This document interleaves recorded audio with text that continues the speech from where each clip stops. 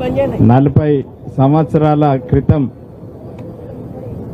నా జాతి కళ్ళు తెరిచి మా హక్కులు మాకు కావాలి అని చెప్పేసి పోరాటాలు చేస్తే 40 సంవత్సరాల తర్వాత ఈరోజు రాజ్యాంగాన్ని గుర్తించి సుప్రీంకోర్టు ముందుకొచ్చి వీళ్ళకి జరుగుతున్న అన్యాయాన్ని న్యాయం చేయాలని చెప్పేసి సుప్రీంకోర్టు జడ్జిమెంట్ తర్వాత ఈరోజు తెలంగాణ రాష్ట్రంలో మాదిగల మనసెరిగి మాదిగలకు అవకాశాలు ఏ రకంగా ఉన్నాయి, మాదిగలకు ఏ విధమైన అన్యాయం జరుగుతున్నది అనే దాని మీద ఇట్లాంటి అనేక ఉద్యమాల తర్వాత సంక్రమించిన యొక్క మన హక్కుల గురించి ప్రత్యేకంగా ఇందాక మిత్రులు సంపత్ గారు చెప్పినట్లు ఏ రాష్ట్రంలో లేని విధంగా తెలంగాణ రాష్ట్రంలో వచ్చిన అవకాశాన్ని పూర్తిగా మన కొరకు వినియోగించాలని ముఖ్యమంత్రి గారు ఏదైతే నిర్ణయం తీసుకున్నారో ఆ నిర్ణయాన్ని నిజంగా కూడా మాదిగ జాతి అంతా కూడా వారికి రుణపడి ఉంటుందని చెప్పేసి సభాముఖంగా తెలియపరుస్తున్నా. అదే విధానంలో ఇవాళ అది ఒక్కటే కాదు, ఇందాక మిత్రులు చెప్పినట్లు ఇళ్ళలకగానే పండగ అయిపోదని చెప్పేసి దామన్న ఏదైతే నిర్ణయం తీసుకొని ఈ పూర్తిగా ఈ 40 సంవత్సరాల తర్వాత వచ్చిన అవకాశాన్ని మళ్ళా ఎలాంటి విధంగా జార విడుచుకోవద్దని చెప్పేసి టెక్నికల్గా పూర పక్కడబందిగా గడిచిన వారం 10 రోజులుగా ఈ కార్యక్రమాన్ని పూర్తిగా కార్యరూపం దాల్చే విధంగా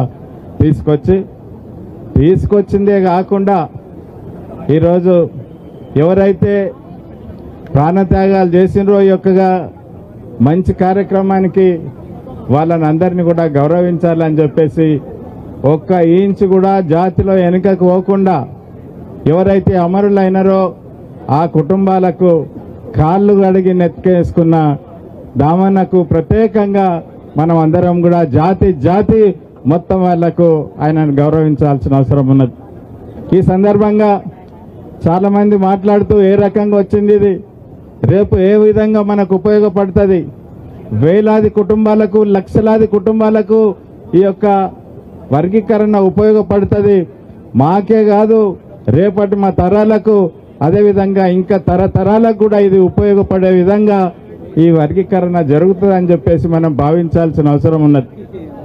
ఎవరైతే అమరులైనారో అమరుల కుటుంబాలను తీసుకొచ్చి ఈరోజు ప్రత్యేకంగా మనం గౌరవించుకునే విధంగా మన యొక్క జాతి లక్షణాలను నిరూపించే విధంగా దామన్న చేసిన ఈ యొక్క కార్యక్రమాన్ని నేను నిజంగా కూడా అభినందిస్తా ఉన్నా. కాబట్టి దయచేసి వాళ్ళ కాళ్ళు కడిగి నెత్తినేసుకున్నాడు కాబట్టి మీ అందరి తరఫున దామన్నకు కాళ్ళు టచ్ చేయాలని చెప్పేసి నేను ఆశపడుతున్నా. దయచేసి మీరు ఇక్కడ రావాల్సిందిగా కోరుతున్నా.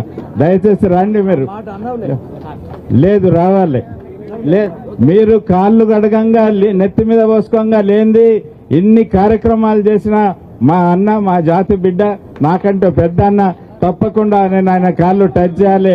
కాళ్ళు టచ్ చేయకపోతే నేను నిన్నే ఉంటా.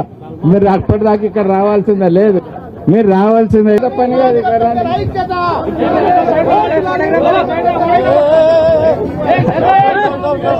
అన్న అన్న అన్న ఐక్యత,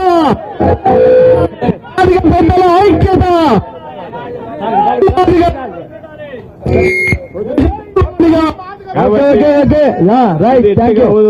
ఈ త్యాగం ముట్టిగవదు, ఈ ఫలితం ముట్టిగవదు.